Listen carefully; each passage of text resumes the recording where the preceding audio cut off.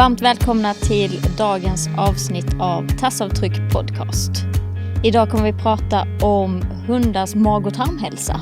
Det här är ett spännande område kan man lugnt säga, där vi vet att extremt många hundägare sliter sitt hår med just magproblem. Eller hur? Det är en fråga som är väldigt vanligt förekommande. Det här ska bli kul. Mycket intressant. Och det blir ett lite speciellt avsnitt. Vi har bjudit in en expert på området som är från UK. Så att vi kommer att köra över dagens avsnitt på engelska. Vi hoppas att alla har överseende med det och följer med ändå. Även om det blir detaljerat många gånger. Men det är spännande. Mycket spännande, så jag tror det är värt det. Absolut, absolut. You're safe with me now through it all. Run fast, jump high, I'll stop your fall. Humankind's best friend, remember that. It's unconditional love.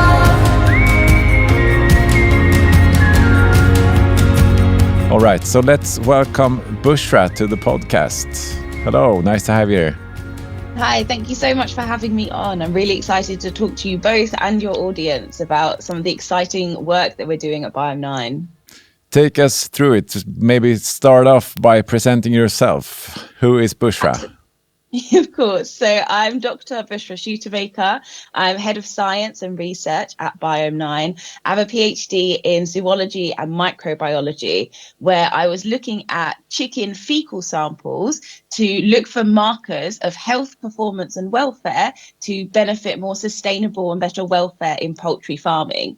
So using these techniques, I'm now applying them to dogs so that we can use the same science that has helped us to better understand how to look after chickens, and now using that for dogs. And I think what's really exciting about the science that we're using is this has really helped to revolutionize human nutrition, wellness, and even healthcare. And we're now at a point where we can be using this for animals as well. This is super exciting, I think. I mean, from chicken farming into dogs and deep science to make life easier for the average dog owner. That's great. Yeah.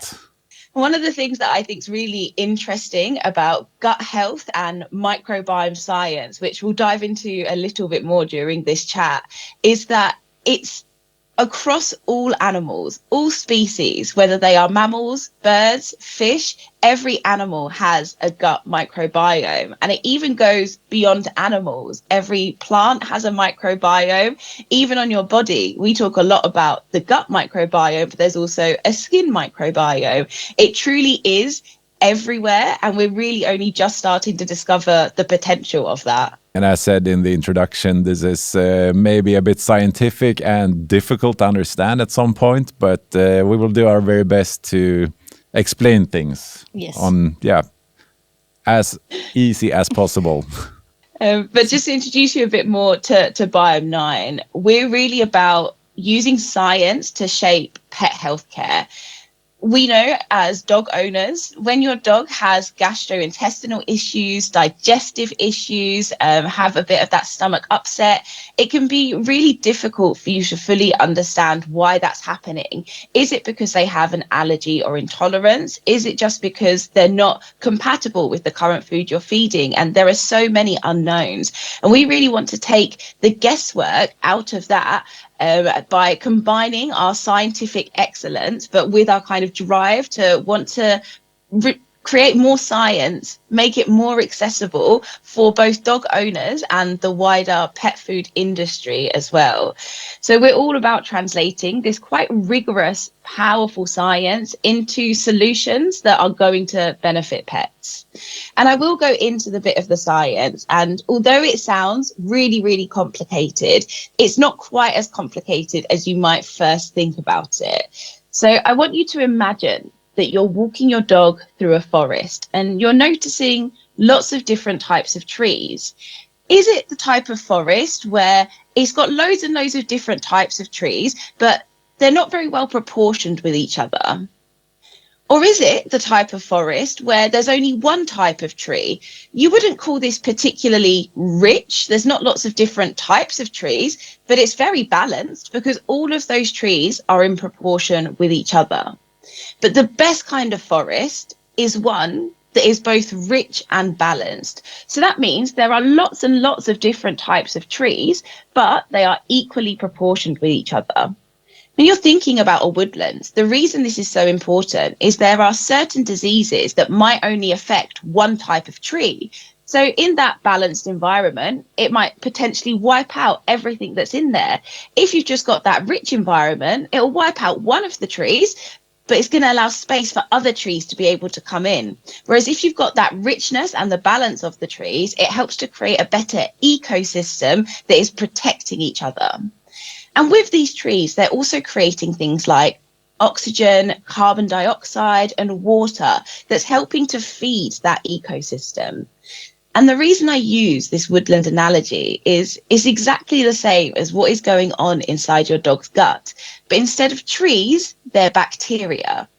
But just like we want lots of different types of trees that are well proportioned to each other, we want the exact same thing with the bacteria in your dog's gut.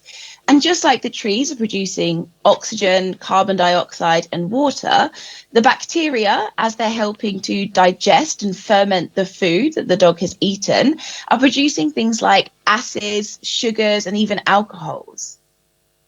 And in that healthy gut ecosystem, where you've got rich bacteria species that are well balanced with each other, they're producing these things as per usual. But sometimes something can happen. This could be down to the dog's environment, to their genetics, to their medical history. There's a whole host of reasons that can cause this. But one bacteria can sometimes overpopulate that entire ecosystem. And that means you lose that richness, and it causes something called dysbiosis. So this is a loss of balance within that gut microbiome. And when that's left untreated, it actually causes inflammation that irritates the gut lining, so the actual gut wall. And when that gets really bad, that inflammation becomes systemic. So that inflammation starts in the gut and can spread across the whole body. And just like it's affecting the bacteria, it's also going to affect those compounds that they're producing that are really important for overall well-being.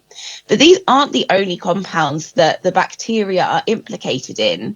They're also implicated with neurotransmitters, which affect your gut and your brain, also hormones, also cytokines linked to the immune system.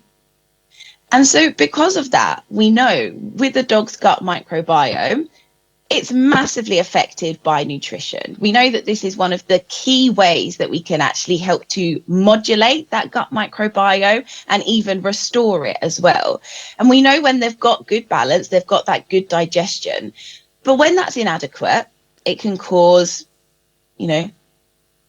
diarrhea, loose stools, variable stools, and also cause some abdominal pain for dogs as well. But because of that systemic inflammation, it can also affect the immune response. So if you have, say, an elderly dog that maybe already has some swelling and inflammation in their joints, as is normal for many elderly dogs, if they've got on top of that inflammation that is spreading from their gut, it's going to make those joint issues worse as well. So that immune system link is really important. But it also can exacerbate allergies and intolerances. We sometimes have dogs come to us and the owners believe they have an intolerance to something like chicken. And in some cases, dogs do have a genuine allergy. But in other cases, those dogs are simply missing the bacteria that are needed to help digest that protein. And so by modulating the gut microbiome, we can make that dog more tolerable to different types of foods. And talking about allergies, correct me if I'm wrong, but pure scientifically proved allergies, they are not that common, right? No, they are very, very rare. And there's a big difference between allergies and intolerances that sometimes people get confused as well. The best way to think about it is allergies cause those severe reactions that can cause itching, hives, throat swelling. Those are real allergies. Intolerances are more likely to cause, passing stomach upset. And I think that's a really big difference. So if it is purely an intolerance and your dog, struggles to try different foods, good chance that could be down to the gut bacteria and not your dog's genetics and immune system outright rejecting these compounds. And this is, in my opinion, at least something that makes all of your work super exciting. I mean, to explain the background and maybe explain the features behind the problems. It might not be the protein source that is the main problem, but it's, might actually be something completely different. Yes, and I think it would help so many dog owners if they knew more about this, because I think everyone is just throwing around that their dog is allergic to whatever. It becomes popular to just give your dog an allergy in a way. Yes, absolutely. And that's why with Biome 9, we're really wanting to bring back the science into this, but also give that science to pet owners so that they can make the most informed decision using that scientific backing. But staying on allergies and intolerances, as well as the affecting your dog's digestion, a really common thing that dog owners experience is also skin itching. So atopic dermatitis, or generally itchy skin, this can be seasonal. This can also be linked to allergies and intolerances. And I'll show you some more data that really highlights actually quite often these skin issues are nothing to do with the skin itself and everything to do with that dysbiosis, that unbalance that has happened in the gut, creating that systemic inflammation and results in this really, really itchy skin for dogs. And, you know, you might want to, you go to the vets about that, you try different topical creams, you try different maybe antibiotics or steroids, when in actual fact, what is required is some probiotics and a slight adjustment to the diet.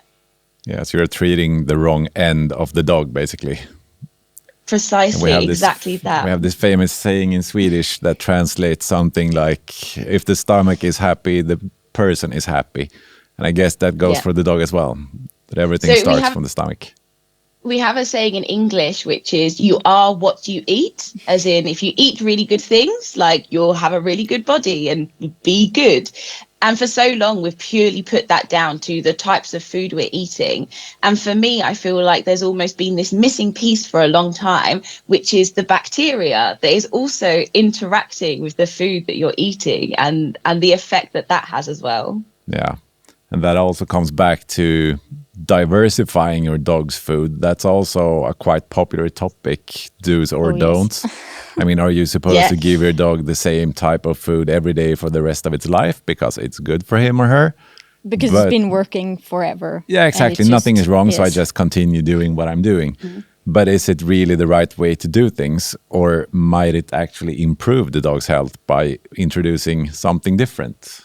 Try different protein sources, with grains, without grains, you know, just varying the diet as much as possible.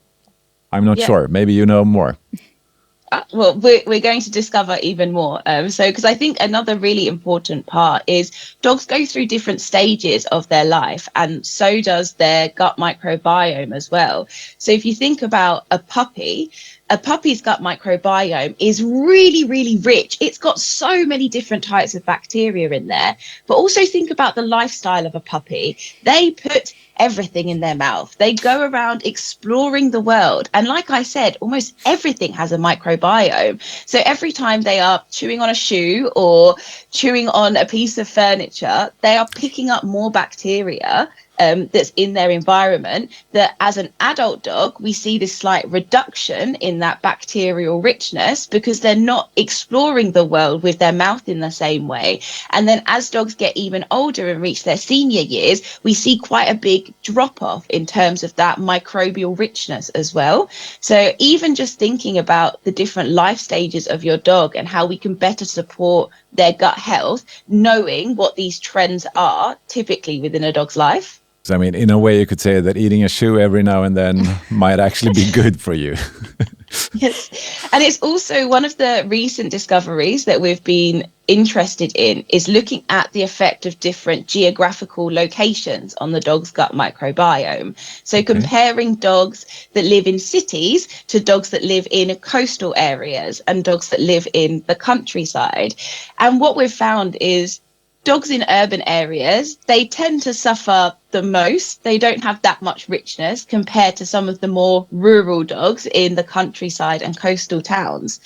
But what this can also encourage us to do is to walk our dogs in different locations. If you're someone who lives in the city, occasionally going for a walk in a very different location is going to introduce new and different bacteria to your dog's microbiome just because they're getting that exposure to a different environment. So even thinking about using the dog walking as a tool to improve our dog's microbiome and gut health.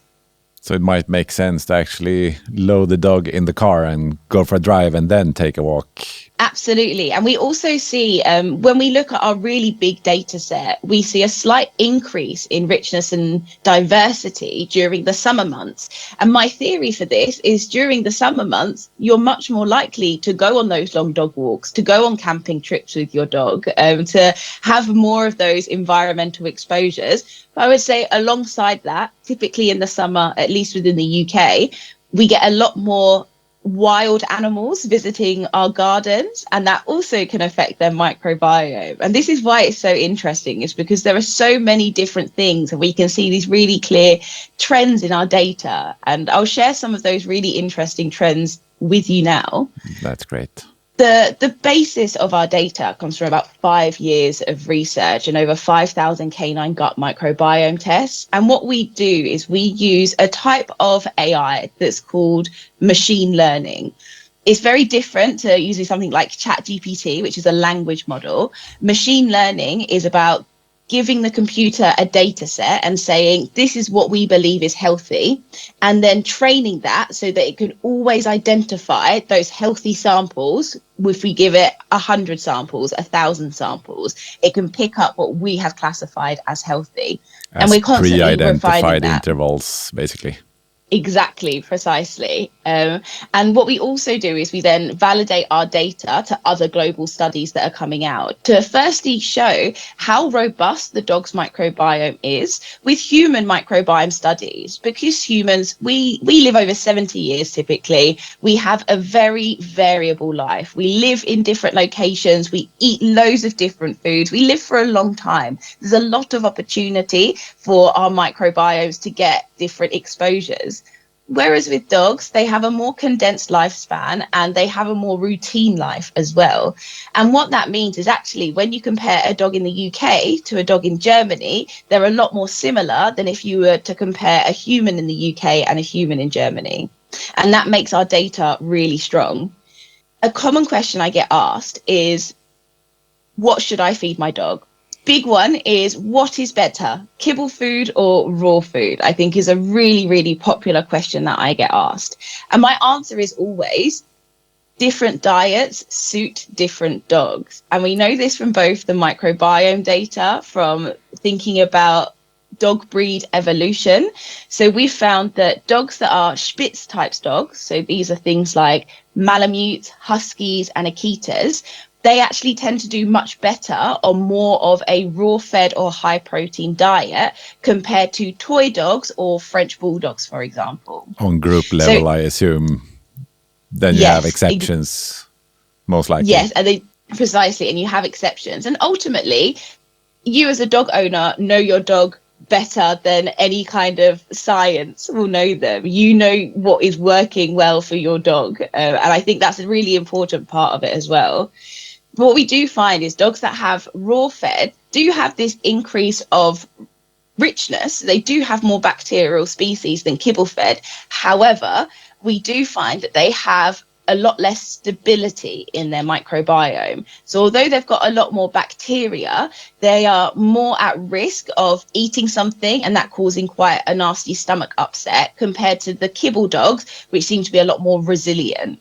So again, it really depends on your dog. And I also think with both raw and kibble, they're very large umbrella terms. There is really high quality kibble, there is really low quality kibble. And so you have to take that into consideration. I always think it's more about what is going into the food. The quality of the nutrients that are going into the food to begin with is what is really key.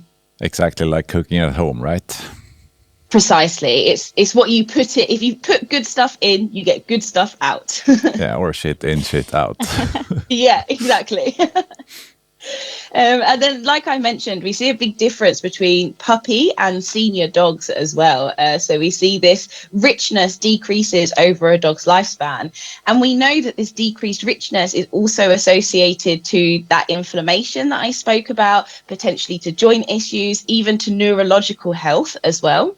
And so knowing that this decreased richness is linked to those things that senior dogs typically experience, we can be preemptive about looking after our senior dogs' healthcare, knowing that they're going to go through this decline in richness and what we can already do to help counter that. Yeah, this is impressive. Yes. I mean, imagine to have this set of data at hand and not have to guess. Yes, and why I think, is my dog doing this or that? exactly. And I think at least in Sweden, the veterinaries, like, they are not really into all of this just yet. And I think there's so much to learn, and it's really interesting. It is. And I think there is a big opportunity. We know that diet is one of the biggest tools that we have in preventative healthcare and keeping our dogs as healthy as possible. And I think this just adds an additional element where we can be really precise with the nutrition that we're giving them. And I do think that will have the long-term benefits for your dogs as well. We are in the UK seeing an increase in vets actually using the gut microbiome testing in the clinic, particularly for those really complex cases where a dog has been back and forth to the vets because they've still not got to the bottom of their skin problems or of their digestive issues.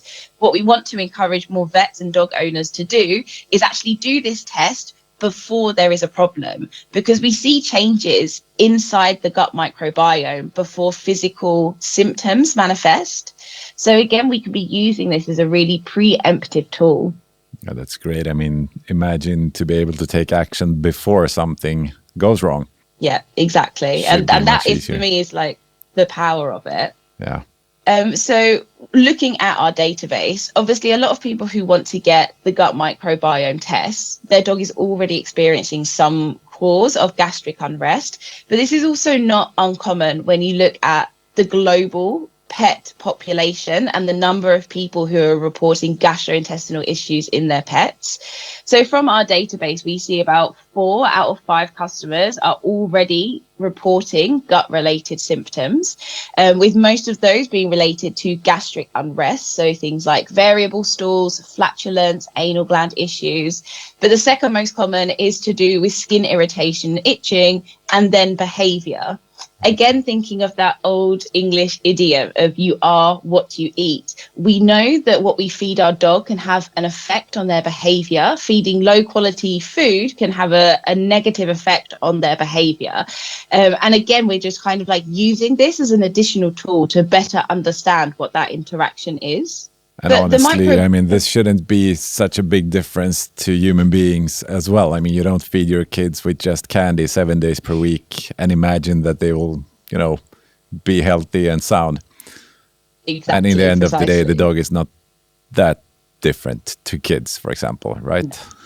And especially actually when it comes to the gut microbiome and gut health science, lots of studies have been done now to demonstrate that human and dog microbiomes are extremely similar, more similar than comparing humans with any other animal.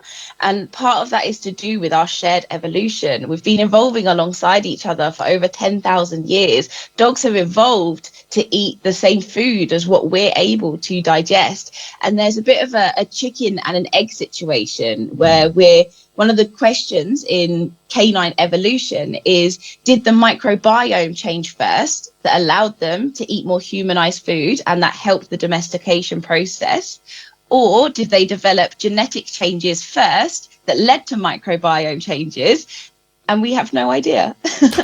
That's the charm of things, right? No one really knows. But we do think that microbiome is actually important and integral to our relationship with dogs.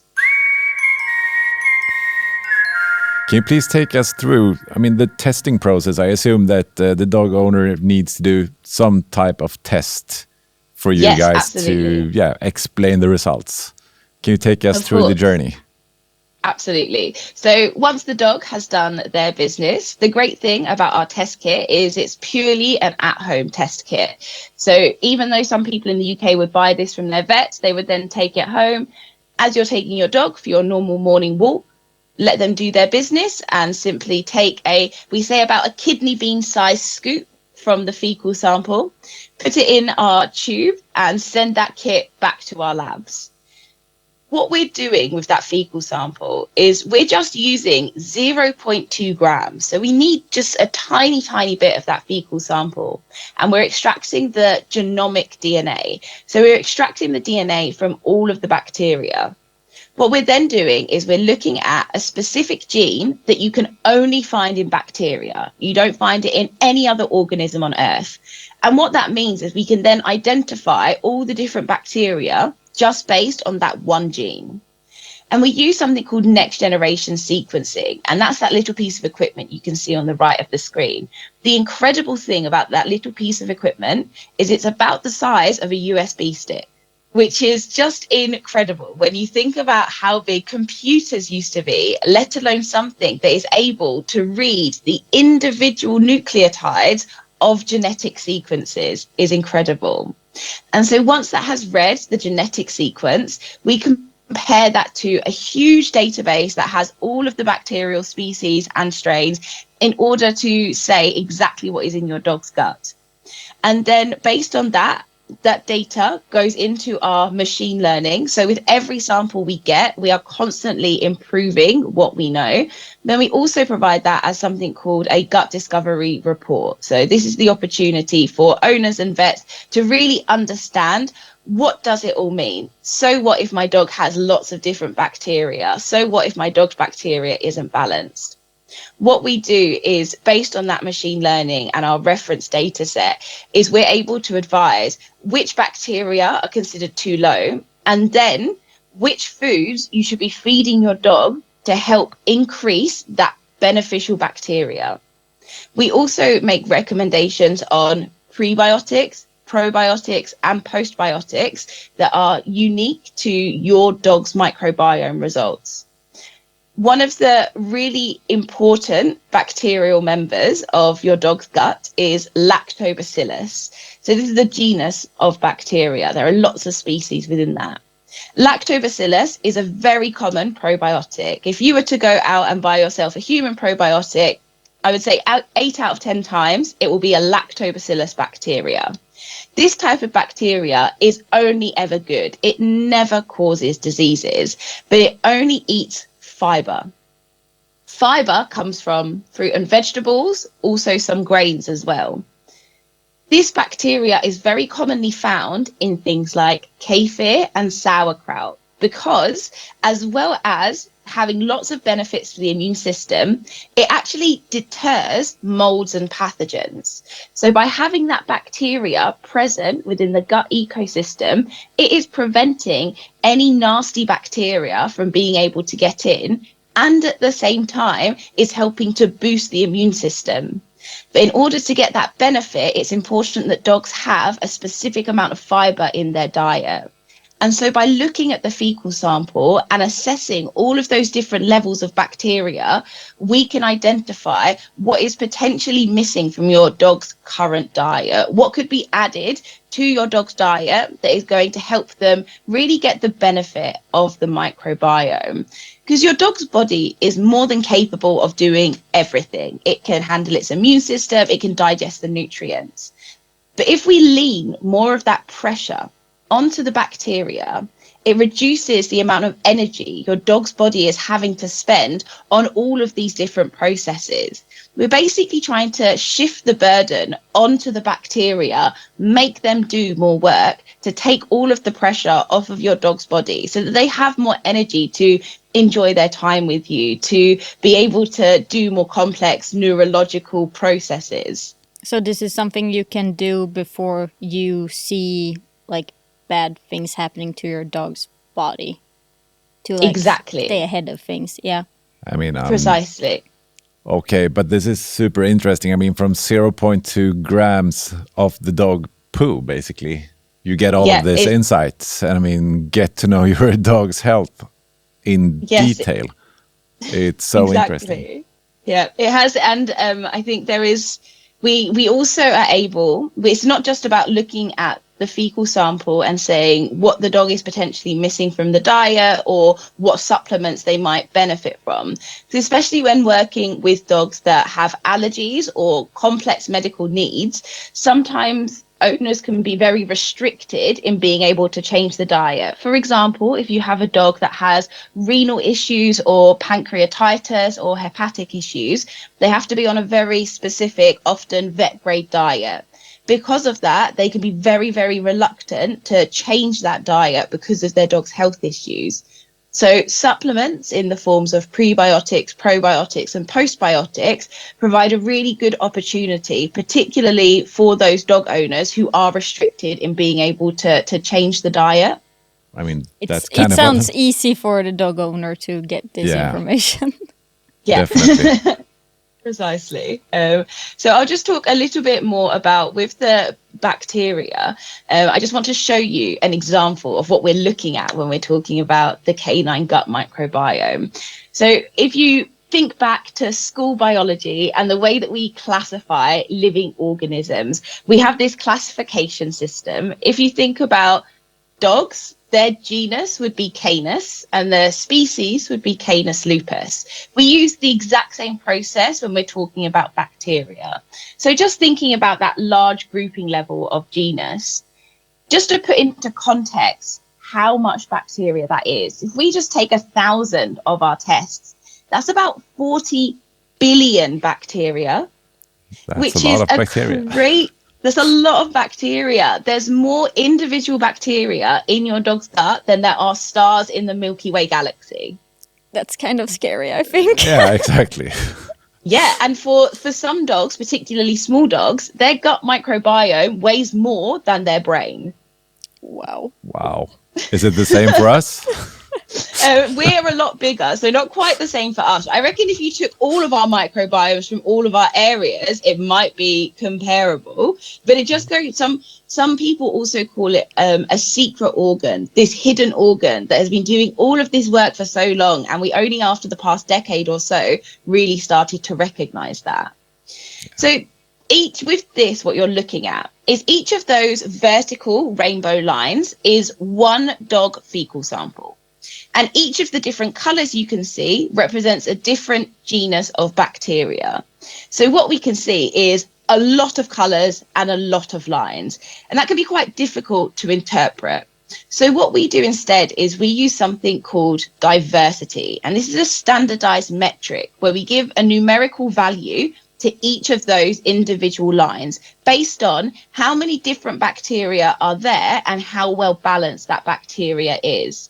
And what that does is it transforms these rainbow vertical lines into individual dots. So this is looking at the exact same data, but instead we've given them a diversity value representing the bacterial richness and also the balance, thinking back to our woodland ecosystem.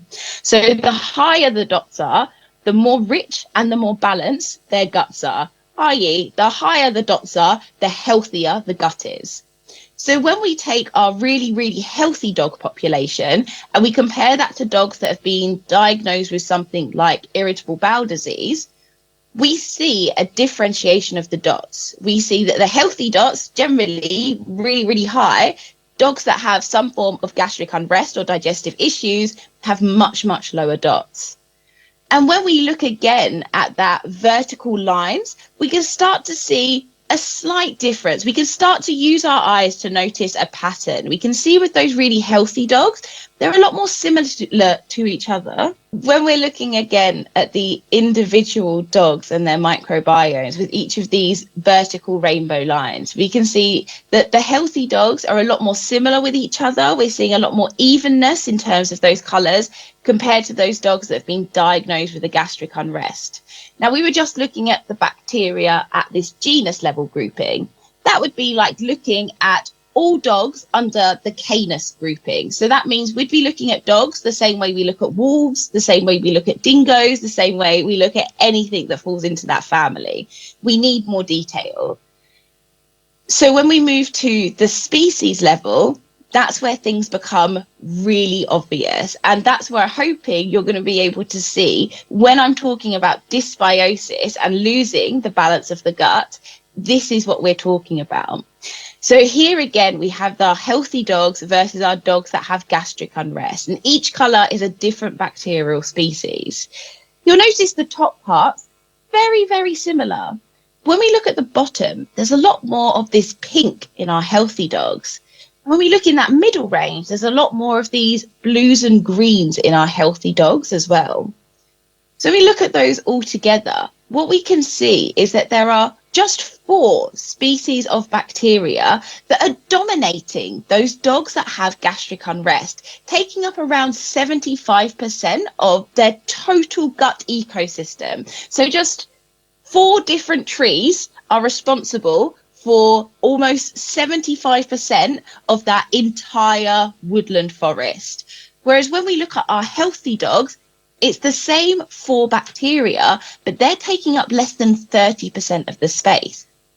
And this is really important because often when people have problems with their dog's guts, the immediate reaction is it must be a bad bacteria, a disease-causing bacteria.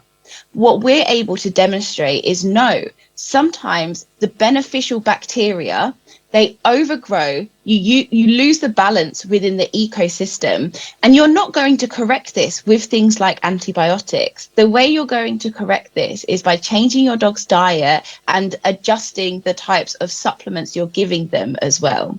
So this is what for us I think is a really important bit, is that it's not always just bad bacteria causing stomach upsets. Sometimes it's your good bacteria that loses balance and sends the ecosystem into dysbiosis. So you can actually get too much of the good stuff and that ends up as a bad result. Precisely. And it's also important to look at the bacteria in relation to each other. What is considered maybe a lot in one dog, if we purely looked at numbers, actually when you look at the context of that entire ecosystem, it's in balance. Just because the number is higher, the number of all the bacteria are higher, and then that's okay. And I think this is a really important part of the microbiome science as well, is being able to take those things within context of each other. Yeah, this is super exciting. Just again, difficult to get a grip of the importance of this work. But I think the thing that really helps us to actually understand how this is beneficial is being able to see the benefits for actual real dogs. So once they've been through the process, they have done their kit, we've done our lab processes, we've then sent that report and our complementary dietary recommendations and supplement recommendations to the owners and to the vets. We then want to be tracking the improvements. So some people even use this testing to get validation. So testing their dogs when they're healthy to confirm, yes, I'm feeding my dog the right diet and it's having the benefit that I was expecting it to have. We modulate using these diets and supplements, and we use a 6-month plan. What we're doing during those 6 months is offering different supplements at different stages. If you give any dog a probiotic, you will see a benefit, but that benefit will likely stop after that probiotic has finished. Or even if you continue to give that probiotic over a long period of time, you'll likely see the effects start to drop off. So what we're trying to do is actually reset that ecosystem. We're not just adding additional things. We're wanting to make space, so restore within those first 2 months, so that when we do introduce probiotic bacteria in the second phase, there's space within that ecosystem for them to actually establish. And then the final 2 months of the plan is all about feeding those new bacteria, feeding that new ecosystem we've created for that long-term stability, which is ultimately what we're trying to achieve. We recommend the retesting after 6 months typically, but some people like to do it sooner, particularly if they are investigating how their diets are working for their dogs. We had one dog who was particularly suffering with their digestive issues, and they did about 4 different tests in the course of 6 months, just because they wanted that validation that the dietary changes and the probiotic changes they'd made were doing what we expected them to do. What we do see is when dogs have been through our 6-month phase, we see about 82% of the dogs improve in all of the scores that we're looking at. So improvement across the board in 82% of the dog. We see improvement in at least one area of the microbiome in 100% of the dogs, but 82% see that improvement consistently. That's a great result, right? Which is fantastic. But I always like to bring it back. Like, we talk a lot about the science. We talk a lot about what is going into the dog and coming out of the dog. But ultimately, the reason for this is to help man's best friends, our dogs ourselves, you know? So with this dog, he was an Akita called Rodney. And you can see from the photos just how bad his skin was. And as well as having these skin issues, he also had really variable stools as well. It was also causing behavioural issues too. And he was a rescue, and the owner was really struggling to get to the bottom of all of these different complex problems. We also found in the first and second test, he had a number of pathogens, so these disease-causing bacteria. And you might recognise the names of some of these from food poisoning, so things like Salmonella, Campylobacter. It's normal for dogs to have low levels of maybe one of these pathogens in their gut. And when they've got good diversity and resilience and richness, it's not a cause for concern. But when they're struggling with other things, we want to reduce or get rid of those disease-causing bacteria so that the good bacteria really have a chance to establish as part of that community. We were able to demonstrate that after the third test, we completely got rid of all of the pathogens in the dog's gut without using any antibiotics. This was purely using probiotics and postbiotics. It wasn't even any changes to the food. Wow. That must be a game changer. It is. And I think this is the best result for Rodney, is just looking at his fur and looking at the improvement in his skin and hearing from the owner as well, just how much his behavior had improved as well. And what we see is in his first test, we've got that column of before. You can see there's lots of different colors, but you can see those colors are not evenly proportioned with each other. So some of those sections are much larger than other sections. So in that first phase, in that restore phase, what we're doing, so yeah, these were Rodney's before photos, you can see from his skin, and then his after photos. So what we did is in that first phase of his supplement plan, we had to create that space within his gut ecosystem so that when we restored it with probiotics, you can see after just 3 months, those colors are really evenly proportioned with each other. And that's exactly what we're trying to achieve. He's got that richness. He's got lots of those different colors, but they're actually well proportioned with each other now. And then just being able to look at those photos side by side. And this was purely using probiotics and microbiome testing in order to achieve these results. And Rodney's not our only case study either. We have had Reggie, who was this senior dog with persistent skin itching and allergies, and it had really been affecting his overall well-being. He had a lot less energy. He wasn't as active, not jumping up and down the sofa as often. And you can see he was missing a really big part of his microbiome. They were just completely absent from his gut. This could have been an effect of old age. But again, by testing it and using the probiotics, we were able to restore that section of the microbiome. And again, the owners were really, really happy to see such a great improvement and their dog having so much more of his life back and his energy. I guess we have just seen the very beginning of those sunshine stories, since it's still quite early, but yeah, it's really promising. It's really promising. And I think there's just so many of these stories as well of the dogs that are doing, remarkably well. So we have another one here who is Dexter, who was a cockapoo. And again, when we look at his gut microbiome, there was nothing in there. It was, very, very little things in there. Yeah. So yeah, just kind of to finish off in terms of those case studies, we're consistently improving the microbiomes and therefore the overall health and well-being of these dogs. We see these consistent improvement in specific markers of their gut health. So we can be really confident about the changes that are happening thanks to our recommendations. Sounds amazing. Yeah, definitely. But okay, Bushra, thanks a lot for taking us through the jungle of gut health and everything behind it. But up until now, correct me if I'm wrong, but this technology is available in the UK only? Or is it available somewhere else as well? So currently it's only available in the UK. However, this year we will be launching within Europe as well. That's exciting. So, and yes. Both of us, we can promise our audience as well that we will do our very best to make sure that this feature will be available also in the Nordics and in Sweden quite soon. Yeah, I would hope, because this is, as said before, it's a game changer for dog owners with challenges in this field. Definitely. And like we've discussed, even for dog owners who are wanting to be proactive about their dog's long-term health, this is such a great tool for us to use. Yeah, totally agree.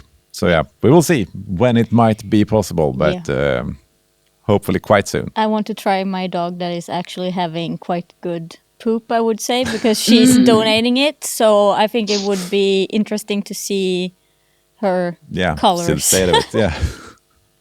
We have Definitely. to arrange for it. Yes. We're thinking maybe it's time for us now to move into a different section of the podcast where we ask every guest a set of questions. 4 questions. It's actually 4 because, they represent each paw of a pet. So it's 4 quick paw questions, basically. Nice. Okay. So the first question is if you are a dog or a cat person.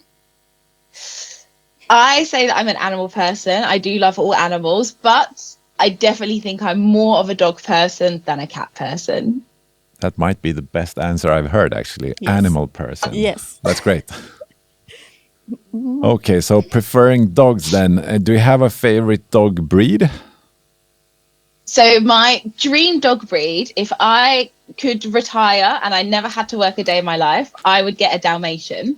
But I know how much hard work those dogs are and what is required in order to look after them. So I do have my own dogs. I have 2 rescues.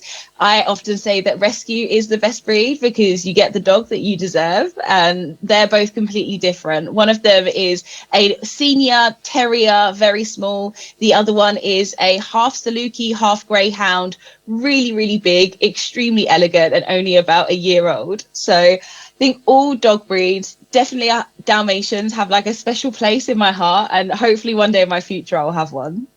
Sounds like a great goal in Yeah, life. you have to have long-term goals as well. And the third question is, do you have any fun memories together with an animal or anything like that? Yep. So I mentioned earlier on, I did my PhD in microbiology and zoology, and my focus for my studying was on poultry. So I was looking at the chicken microbiome to better understand their health. And as much as I love dogs, I wanted a dog. As soon as I could write the word dog, I wanted a pet dog. My mum always told me that she was allergic to dogs, and so we couldn't possibly have one. I later found out that was a lie, just to prevent me from having a dog. But I did see her with chickens, so I knew she definitely was not allergic to chickens. So one day, when I was maybe about 13, 14 years old, I came home from high school with an incubator and 6 chicken eggs and set it up on our kitchen counter. And that summer, I decided to hand raise my own chickens, and that's where a lot of my animal passion comes from. I used to, because I wanted a dog so badly, I would create obstacle courses around my garden for these chickens. I would train them with a clicker in the same way you would train a dog. And so chickens were almost like my first dogs, is almost how I saw them. So 6 chickens equals 1 dog, basically.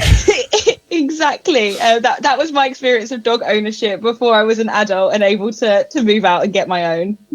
And moving on into a deeper subject maybe, but do you have any specific memory or whatever you call it, but from an animal that left a significant paw print in your heart? Yes, so my first ever greyhound was a ex-racing rescue dog called Etta, and she was such a wonderful and special dog. I had my senior terrier first, and he's always been a little bit reactive to other dogs, and he barks an awful lot. But we knew that he would benefit from having another dog at home. And when we first met her, she just almost soothed him immediately. She soothed us immediately. She gave so much for us, but also for our small terrier as well. Such a wonderfully well-behaved dogs. I have such a big place in my heart for sight hounds now, all thanks to her. We unfortunately only had her for 4 years. She was already a 3-year-old rescue when we got her, and then unfortunately developed a health problem later on, not long after we had her.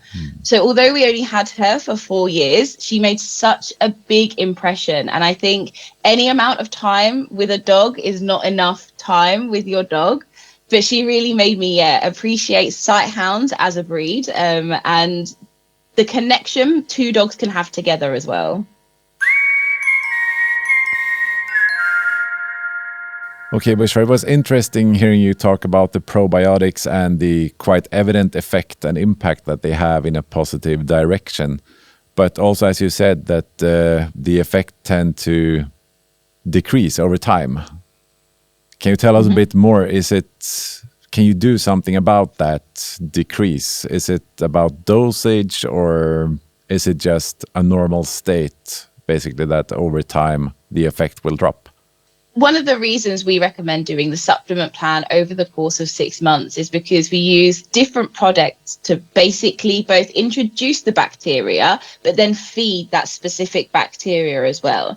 Because remember, the nutrients that your dog is getting from their food, that is also feeding the bacteria. Something like sugar is able to feed all bacteria, both the beneficial bacteria and any potentially nasty bacteria that is within that ecosystem. Something like fiber is only feeding that beneficial good bacteria that is present within the dog's gut. And so if you're giving your dog a probiotic, it is also good to consider introducing a prebiotic as well, and using that on a 2-month basis. So you're doing 2 months of your normal probiotic, then doing 2 months of the prebiotic. What you're doing then is you're introducing the bacteria, and then you're feeding the bacteria afterwards. If you are just giving your dog a probiotic, what is likely happening is you're getting a transient effect. So as that bacteria is traveling through the dog's gut, it is firing off some benefits, helping to improve the immune system. But once it has traveled through the dog's gut, it comes out the other end. And so you are required to feed that probiotic again. And so the effect that the dog is having from the probiotic is a transient effect. It's one that is only happening as the bacteria is, going through the gastrointestinal tract.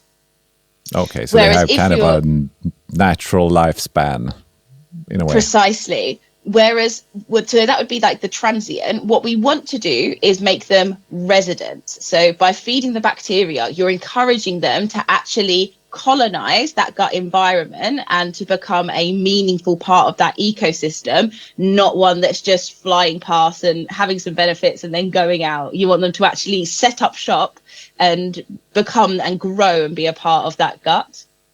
Yeah, okay. That explains it a bit more. So we have a question from a listener, Madeleine from Närke. And she's wondering or asking about dogs that is eating grass. Like, why are they eating grass? Is there something in their gut health that makes them eat grass? Or why would they eat grass? This is a really, really good question, because I think we've always associated dogs eating grass with maybe they're missing something from their diet, maybe they're trying to medicate themselves. Excessive grass eating is something that we really commonly see as a reported symptom. And there's a difference between dogs who are just like grazing the grass occasionally and dogs that go outside and obsessively, excessively are looking for grass to eat. There's a difference between those, because one of them is more...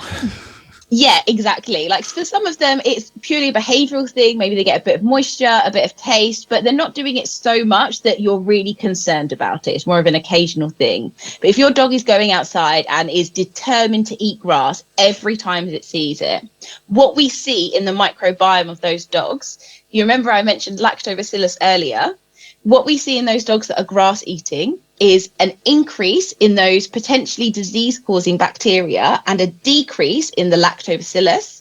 When we compare that to the dogs who don't eat grass, they see a lot more lactobacillus and a lot less of those disease-causing pathogenic bacteria. So a few questions around this. Do the dogs know that they're doing it? Are the dogs trying to source more fiber, knowing that fiber can increase the lactobacillus population?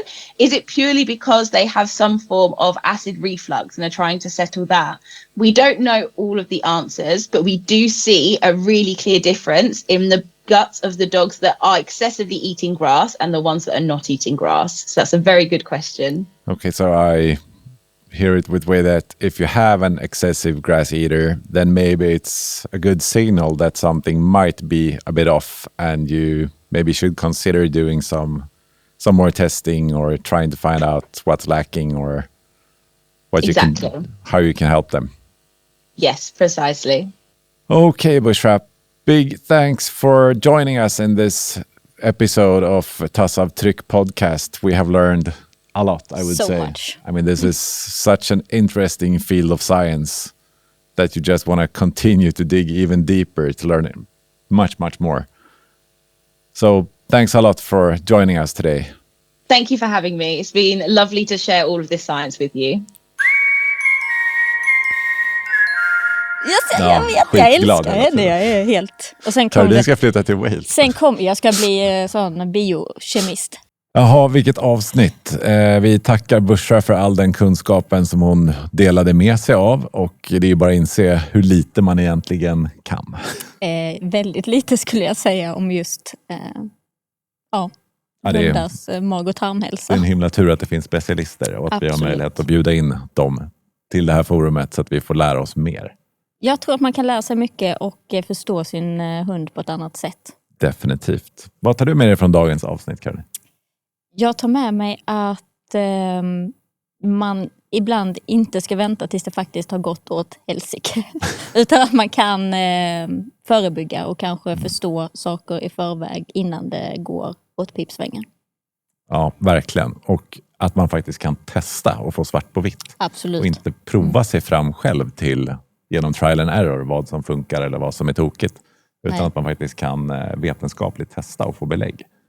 Ja, då sparar mycket tid, energi och pengar skulle jag gissa. För att det är inte billigt att försöka med olika allt. Exakt, och framförallt att hunden i fråga får vara välmående under hela tiden. Det är en fantastisk uppsida. Ja. Vad tar du med dig? Jag tar med mig vikten av det här med att mata bakterier på rätt sätt. Till exempel då att mixa torrfoder, kibbles som hon pratade om, med råkost eller våtfoder och olika proteinkällor. Också att symptom kanske inte nödvändigtvis behöver vara allergier eller intoleranser, utan att det bara kan vara en imbalans, eller vad ska vi kalla det? Och sist men inte minst, att käka en sko lite nu och då kanske inte är helt pjåkigt för magen. Jag vet inte, magen kanske inte mår dåligt av det, men jag vet inte hur gott det smakar. Ja, det kanske finns bieffekter av det också. Men stort tack för att ni följde med i den här episoden av Tassavtryck podcast. Vi ses snart igen med nya spännande gäster och nya intressanta ämnen. Tack för nu. Tack. It's unconditional love.